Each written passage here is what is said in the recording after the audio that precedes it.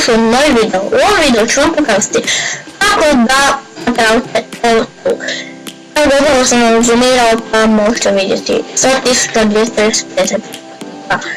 Naravno sam slušao nekada da refreshamo 14. Sada, kako sam na to napravio? Ovo sam našao na 100 pregleda. Na 100 pregleda, a sada je taj tutorial.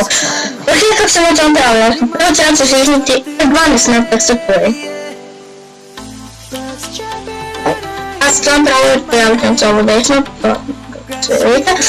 Onda stavite ovo i sve. I tu napišite, na primjer, broj 14, to će mi koliko imate prethodnika. Onda nađete, evo ga, ovo tu. I tekst. I tu onda ukucate recimo, ne znam, 200 000 184 na primjer.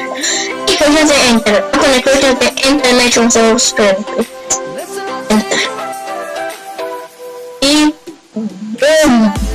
5384 pretplatnika. Naravno to uopće nisu pravi pretplatnike, jer to je samo više tank. Ali naravno kada stisnete ovu refresh. Vratit ću vam se na broj pretplatnika koji ste imali prije. To je to za video.